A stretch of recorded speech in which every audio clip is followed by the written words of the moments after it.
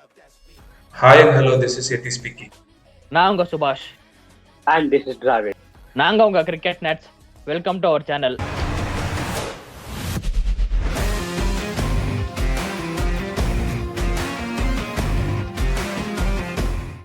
Hello guys, welcome to cricket nuts. நம்ம இந்த வீடியோவில் எதை பற்றி பார்க்க போகிறோம்னா, India vs New Zealand 4th T20 match.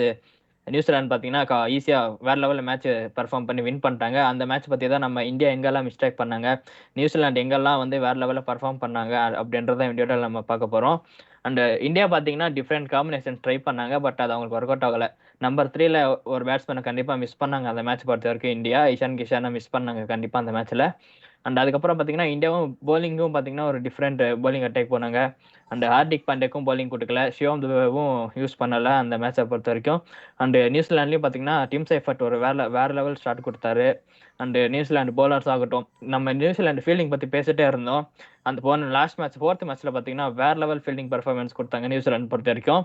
அவங்க ஏன் பெஸ்ட் ஃபீல்டர்ஸ் இந்த வேர்ல்டுன்னு காமிச்சாங்க அந்த மேட்ச் பொறுத்த வரைக்கும். அண்ட் கிஷோர் சொல்லுங்க, இந்தியா காம்பினேஷன் வேர்ல்டு கப்புக்கு முன்னாடி சும்மா ஒரு ட்ரையல் பார்க்குறாங்களா, எப்படி என்ன நினைக்கிறீங்க? ஜஸ்ட் ஒரு ஃபன், ஐ மீன் அவங்க பெஞ்ச் ஸ்ட்ரென்த் பார்க்கறதுக்காக டீம் ஃபுல்லாக சேஞ்ச் பண்ணாங்களா, என்ன நினைக்கிறீங்க? See, அவங்க பெருசாலாம் ஒன்றும் சேஞ்ச் பண்ணல. Ishan Kishan had a nickel. அதனால இஷான் செட் அவுட் அண்ட் இவர் உள்ள வந்தாரு. ஓகே, இல்ல ஏகப்பட்ட போலிங் ஆப்ஷன்ஸோட போன மாதிரி இருந்ததுல. எஸ், ஆனா ஹார்திக் பாண்டியாக்கு நம்ம பேசின மாதிரி ரெஸ்ட் பண்ணியிருக்காங்க, பவுலிங் ரெஸ்ட் பண்ணியிருக்காங்க, பேட்டிங் ஆட வச்சுட்டு. அண்ட் 6th பவுலர் யூஸ் பண்ணல. So they have tried just with their main bowlers. Just இதெல்லாம் ஒரு ட்ரையல் தான். நான் சீரிஸ் ஆல்ரெடி ஜெயிச்சாச்சு அப்படின்ற போது இதெல்லாம் ஒரு ட்ரையல் தான். பட் ஆனா இவ்வளோ தான் ட்ரையல் எடுப்பாங்க அப்படின்னு எதிர்பார்க்கல. அண்ட் நம்ம நீங்க சொல்ற மாதிரி நம்ம பேசுற மாதிரி ஆக்சுவலா நியூசிலாந்து பாத்தீங்கன்னா they showed as who they really are. இந்த ட்ரூ கலர்ஸ் காட்டினாங்க அப்படின்ற மாதிரி இருந்துச்சு. Really it was a fantastic game. New Zealand finally winning a T20 game against India. பார்ப்போம் எப்படி இருக்கு. அதுக்கப்புறம் பாத்தீங்கன்னா சஞ்சு சாம்சனோட பேட்டிங் அப்ரோச் 4th T20ல ஒரு நல்ல ஸ்டார்ட் தான் கொடுத்தாரு. அவர் என்ன பண்றாருன்னா, எல்லா பாலுமே ஷார்ட் பால்காக வெயிட் பண்றாரு. எல்லா பாலுமே பாத்தீங்கன்னா deep into the crease போயிடுறாரு. அவர் விளையாண்ட ஒரு 18-17 பால்ல ஃபுல்லாவே பாத்தீங்கன்னா ஒரு 90% எல்லாமே பாத்தீங்கன்னா பேக் ஃபுட்ல தான் போயிடுறாரு. எப்படி சொல்றது, ஃபுல்லா deep into the crease போயிடுறாரு. அந்த ஷார்ட் பால்காக நிறைய வெயிட் பண்றாரு. அவர் மைண்ட்ல அது ஓடிட்டே இருக்கும். அந்த இங்கிலாந்து சீரீஸ்க்கு அப்புறமா ஷார்ட் பால் அப்படின்ற ஒரு அந்த ஒரு ப்ரெஷர் இருக்குன்னு நினைக்கிறேன். என்ன கருத்து நினைக்கிறீங்க அதை பத்தி? அந்த இங்கிலாந்து டூர்ல கூட பாத்தீங்கன்னா அவர் அந்த ஜோஃப்ரா அடிச்சார், அந்த பால்ஸ் எடுத்தாரு. மேபி அதை அவாய்ட் பண்ணிட்டு ஃப்ரீ ஆடல என்னை பொறுத்த வரைக்கும். ஓகே, இப்போ இது ஒரு 2 பால் தான் வரப்போகுது, அதை அவாய்ட் பண்ணிட்டு மேபி அவர் கொஞ்சம் அதை பாத்தீங்கன்னா மேட்ச்ல பாத்தீங்கன்னா அவர் ஸ்ட்ரைக்கே எடுக்கல. அபிஷேக் சர்மா தான் ஸ்ட்ரைக் வந்தாரு. ஏன்னா 2 மேட்ச் இதாலன்ட்டா ஒரு டாட் ஸ்ட்ரைக்கர்ல தான் ஆடினாரு. பாப்போம், மேபி லெக் டோன் பொறுத்த வரைக்கும் ஃப்ரீ ஆடலாம். ஏன்னா நெக்ஸ்ட் பாத்தீங்கன்னா ஹோம் டோன் ஃபார் அவருக்கு. அங்க ஒரு நல்ல மேட்ச் வந்து பொறுத்த வரைக்கும் நல்லா செஞ்சுக்கோ. We'll do better for the next 2 matches in the upcoming matches கூட. கண்டிப்பா. அப்புறம் கிஷோர், அபிஷேக் சர்மா அந்த ஃபர்ஸ்ட் பால் அவுட் ஆனதுக்கு அப்புறமா அந்த ஒரு அக்ரெசிவ் ஸ்டார்ட் இந்தியானால கொடுக்க முடியல. இஷான் கிஷன் போன மேட்ச் அபிஷேக் சர்மா அவுட் ஆனாலும் இல்ல சஞ்சு சாம்சன் அவுட் ஆனாலும் இஷான் கிஷன் அந்த ஸ்டார்ட் கொடுத்தாரு. பட் இந்த வாட்டி இஷான் கிஷன் இல்ல, அபிஷேக் சர்மா அவுட் ஆயிட்டாரு. அதுக்கப்புறம் பாத்தீங்கன்னா யாருமே அந்த ஒரு அக்ரெசிவ் ஸ்டார்ட்டோ அந்த ஒரு ஸ்டார்ட் கொடுக்க முடியல. என்ன நினைக்கிறீங்க? ஃபர்ஸ்ட் திங்ஸ் வந்து மேபி ஸ்கோர் போர்ட் ப்ரெஷராக இருக்கலாம். Chasing target over 200 maybe. நான் இப்போ ரீசெண்ட் டேஸில் chasing 200 has been easier compared to previous days. And moreover பார்த்தீங்கன்னா எய்தர் இஷான் கிஷன் மட்டும் வேணா திலக் வர்மாவும் இருக்காரு, மறந்துட வேண்டாம். இஷான் கிஷனா திலக் வர்மாவும் இருந்திருந்தா அவங்களுக்கு அந்த ஒரு இது தெரிஞ்சிருக்கும் maybe. Because India nearly tried after Virat Kohli, they have tried nearly 8 to 9 batters with number 3 position. Finally வந்துட்டு திலக் வர்மாவோ இஷான் கிஷனோ செட் ஆயிருக்காங்க அந்த பொசிஷனுக்கு. ஓகேங்களா? ஸோ அந்த நம்பர் 3ல வந்து டக்குன்னு இப்போ சூரியகுமார் யாதவ் வந்து விளையாண்டாரு அப்படின்ற போது அவங்கள பவுலிங் சும்மா சொல்லக்கூடாது, சூப்பராக போட்டாங்க வித் சூப்பர் ஃபீல்டிங். அபிஷேக் சர்மாவோட கேட்ச் டெவான் கன்வே சூப்பராக எடுத்தாரு, அது ஒன்று இருக்கு. ஸோ இதெல்லாம் நம்ம கன்சிடர் பண்ணி ட்ரையல் பார்த்தாங்க. சப்போஸ் இவங்க நம்பர் 3 இல்லைன்னா நம்பர் 3 என்ன ஆகும் அப்படின்னு ட்ரையல் பண்ணி பார்த்துருக்காங்க. It is not fruitful. So either Tilak Varma or Ishan Kishan is going to be number 3 இந்த வேர்ல்ட் கப். அவங்க பர்ஃபார்ம் பண்ண போறாங்க, நம்ம பார்க்க தான் போறோம். Let's watch. கண்டிப்பா. அதுக்கப்புறம் ரிங்கு சிங்கும் பாத்தீங்கன்னா ஒரு டீசன்ட் நாக் விளையாண்டாரு. அந்த ஒரு தேவையில்லாத ஷார்ட் ஆட போய் அவர் எல்பிடபிள்யூ அவுட் ஆயிட்டாரு. அதுக்கப்புறம் சிவம் துபே என்ன ஒரு பர்ஃபார்மன்ஸ் என்னை பொறுத்த வரைக்கும். இந்தியா லூஸ் பண்ணியிருந்தாலுமே சிவம் துபேயோட பர்ஃபார்மன்ஸ் பாத்தீங்கன்னா ஒரு வேற லெவல் பர்ஃபார்மன்ஸ். அவர் அந்த ரன் அவுட் மட்டும் அவ்வளோன்னு வச்சுக்கோங்களேன், கண்டிப்பா மேட்ச் ஃபினிஷ் பண்ணி கொடுத்துருப்பாருன்னு நான் நினைக்கிறேன். நீங்க என்ன நினைக்கிறீங்க கார்த்தி? மேபி ஃபினிஷ் பண்ணிருப்போம்னு சொல்ல மாட்டேன். மேபி இன்னும் கொஞ்சம் கிட்ட போயிட்டு மேபி கொஞ்சம் ட்ரை பண்ணிருப்பாரு என்னை பொறுத்த வரைக்கும். ஏன்னா அந்த விக்கெட் மேபி அதை கொஞ்சம் டஃப் என்னை பொறுத்த வரைக்கும். ஏன்னா 30 balls 70 runs மேபி ஒரு அர்த்தம் தான் அடிச்சிருக்கு என்னை பொறுத்த வரைக்கும். அதாவது அஷித் ராணா கொஞ்சம் பால்ஸ் இது பண்ணார், கொஞ்சம் ஸ்டாண்டிங் பண்ணார். அவர் கொஞ்சம் ஸ்டாண்டிங் பண்ணாதனாலதான் இவரால ஆட முடிஞ்சது. ஏன்னா வேற லெவல் பேட்டிங் என்னை பொறுத்த வரைக்கும். தனியா கொண்டு போனார் மேட்ச். ஆல்மோஸ்ட் அந்த ரன் அவுட் தான் மேபி சொல்ல முடியாது. 50-50 என்னை பொறுத்த வரைக்கும். கிட்ட வரைக்கும் போயிட்டு ஒரு 200+ அடிச்சு ஒரு குட்டா போயிருப்பாரு. ஒரு நல்ல கேம் இருந்திருக்கு என்னை பொறுத்த வரைக்கும். மேபி அவர் அவுட் ஆனதோட இந்தியா பாத்தீங்கன்னா அப்படியே கொலாப்ஸ் ஆயிட்டு அந்த டீமே ஆல் அவுட் ஆயிட்டாங்க. அதாவது நல்லா ஃபைட் தான், நல்லா பேட்டிங் என்னை பொறுத்த. சுபம் துபே பரவாயில்ல, இந்த மாதிரி தான் வேணும் அப்ரோச். பரவாயில்ல, கேம் இல்ல, மேட்சே இல்ல, கைவிட்டு போன மேட்ச கூட அவர் அதற்கு கொண்டு போயிட்டு இல்லப்பா நான் ஒருத்தன் இருக்கேன், என்னால முடியும், ஒருத்தனை வின் பண்ணி தருவேன். அதுதான் வேணும். ஒவ்வொரு டீம் கிட்டயும் இந்த அஃபெக்ட் இருக்கட்டும். ஒவ்வொரு பேட்ஸ்மேனும் சரி, ஒவ்வொரு பவுலரும் சரி, ஒவ்வொரு ஆல்ரவுண்டர் கிட்டயும் இந்த மாதிரி டீம் எஃபெக்ட் தான் ஒரு மேட்ச் வந்து ரொம்ப இன்ட்ரெஸ்டா கொண்டு போக முடியும். ஒரு ஃபைட்டிங் ஸ்பிரிட் வேணும். இதுதான் வேணும் எல்லாருக்கிட்டையும் என்னை பொறுத்த வரைக்கும்.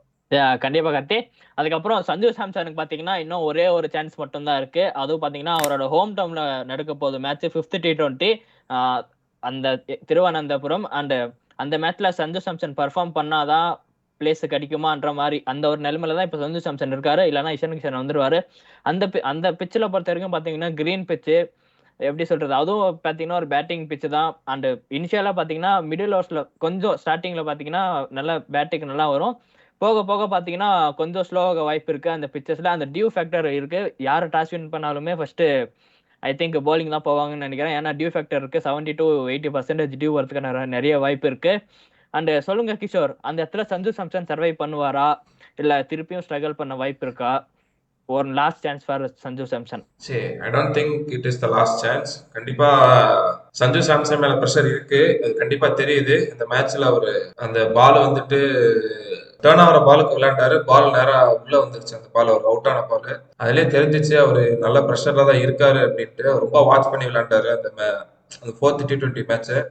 கண்டிப்பா நீங்க வந்து பாத்தீங்கன்னாக்கா அவரு ப்ரெஷர்ல இருக்காரு. அந்த ப்ரெஷர் ரிலீஸ் பண்ணிட்டு நம்ம ஆல்ரெடி சொன்ன மாதிரி அந்த மென்டல் ப்ரெஷர் மென்டலி அவர் ரெடி ஆகணும். அதுதான் இப்போ point. Mentally Sanju Samson will mentally be ready அப்படின்றதா பாயிண்ட். அது ரெடி ஆயிட்டாரு அப்படின்னா அவர்கிட்ட இருந்தும் நாக்ஸ் வரும், அவர்கிட்ட இருந்தும் ரன்ஸ் வரும். அந்த மென்டலி அவர் எப்ப ரெடி ஆகுறாரு அப்படின்றதா பேச்சு இருக்கு. ஒரு ஹோம் டவுன் அட்வான்டேஜ் அவருக்கு வரும் கண்டிப்பா. அந்த ஒரு அட்வான்டேஜ்ல அவர் பெர்ஃபார்ம் பண்ணுவாரு நான் ஃபீல் பண்றேன். பிஃபோர் வேர்ல்டு கப் அவர் பெர்ஃபார்ம் பண்ணுவாரு, அவர் தான் உள்ள விளையாடுவாரு அப்படின்னு நான் ஃபீல் பண்றேன். I will feel strongly. கண்டிப்பா கிஷோர்.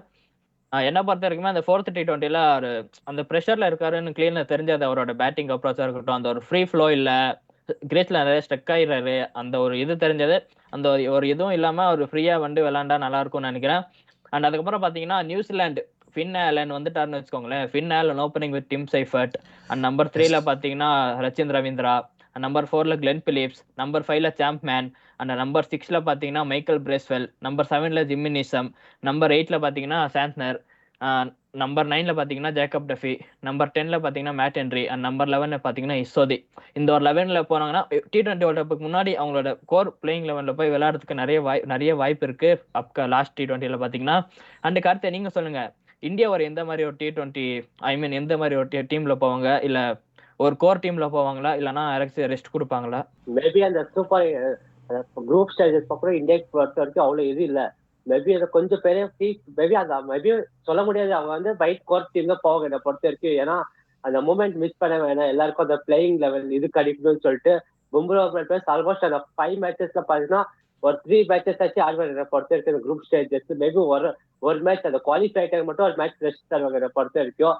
மேபி ஒரு சேஞ்சஸ் அந்த இந்த பார்த்து திலாக்கர் மாட்டாருன்னா இப்ப பாத்தீங்கன்னா கொஸ்டின் பண்ணி செஞ்சு ஆர் திலாக் அப்படிதான் இருக்கும். அந்த இது பாத்தீங்கன்னா ஒரு ஸ்பாட் பாத்தீங்கன்னா ரிங்கு மேபி ஆட வயசுல ஆர் அக்ஷர் அங்க ஒரு இது வரும். குல்தீப் ஆடு வரான்னு தெரியல. மேபி அது பேட்டிங் டெப்த் பாட்டினா குல்தீப் கொஞ்சம் டவுட்டா இருக்கும் என்னை பொறுத்த வரைக்கும். அது கொஞ்சம் கொஸ்டின் இருக்கு. அதுதான் மேபி ஒரு couple of changes 1 or 2 changes மட்டும் தான் பாப்பலாம். அவ்வளவுதான் என்னை பொறுத்த வரைக்கும். அவ்வளவு சேஞ்சஸ் எக்ஸ்பெக்ட் பண்ண மாட்டோம். ஏன்னா இந்தியா பொறுத்த வரைக்கும் பேட்டிங் பார்ப்பாங்க. நம்பர் 8ல இப்ப வாஷிங்டன் என்னன்னு தெரியல ஒரு அப்டேட். அவரு இன்ஜுரி இருக்காரு. மேபி அவர் தான் பிளேயிங் லெவல் கன்ஃபார்ம் வரும் நம்பர் 8ல என்னை பொறுத்த வரைக்கும். அவர் 3 ஸ்பின்னர்ஸ் அண்ட் 3 ஃபாஸ்ட் பாலர்ஸ் தான் போவாங்க என்னை பொறுத்த வரைக்கும். இந்தியா எப்படி பார்ப்பாங்கன்னா குல்தீப் யாதவ் வருண் சக்கரவர்த்தி, அக்ஷர் அண்ட் வாஷிங் தான் போவாங்க அந்த ஸ்பின்னர்ஸ். குல்தீப் எப்படி டேக் ரெஸ்ட் அந்த பிளேயிங் லெவல் இருக்க மாட்டாரு.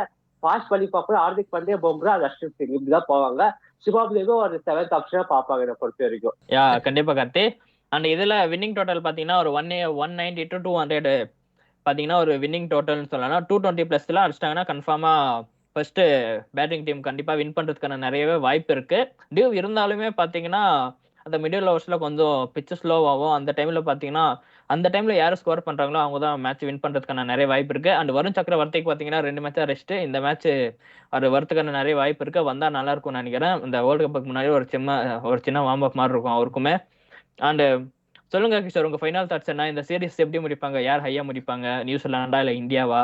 ஃபைனல் தாட்ஸ் முன்னாடி இன்ஜுரி சொல்லிடுறேன். Both Tilak Varma and Washington Sundar are recovering well அப்படின்னு நான் படிச்சேன் ஒரு ஆர்டிகல்ல. They are getting ready. They will be ready before the world cup. World cup கரெக்டாக ரெடியாகி வருவாங்க அப்படின்னு நினைக்கிறேன் நான். அண்ட் என்னோட ஃபைனல் தாட்ஸ் கேட்டிங்கனாக்கா, யார் இந்த மேட்ச் ஜெயிக்கிறாங்களோ அவங்களுக்கு ஒரு மைண்ட் அட்வான்டேஜ் கிடைக்கும். அண்ட் எனக்கு முக்கியமா hope Sanju Samson fines is rhythm this match. கண்டிப்பா அவரோட ஊர் வேற, ஒரு நல்ல சப்போர்ட் இருக்கும், வேற லெவல் சப்போர்ட் இருக்கும். அந்த ஒரு சப்போர்ட் அந்த சீரிஸ்னாலே அவர் நல்லா பர்ஃபார்ம் பண்ணும் நானும் வேண்டிக்கிறேன். அண்ட் நீங்க கமெண்ட் செக்ஷன்ல சொல்லுங்க இந்த 5th T20 யார் வின் பண்ணுவாங்க அப்படின்றத கமெண்ட் செக்ஷன்ல சொல்லுங்க. And see you in next video. Until then, tata bye. போறதுக்கு முன்னாடி சேனலை சப்ஸ்கிரைப் பண்ணுங்க, லைக் பண்ணுங்க அண்ட் ஷேர் பண்ணுங்க. தேங்க்யூ.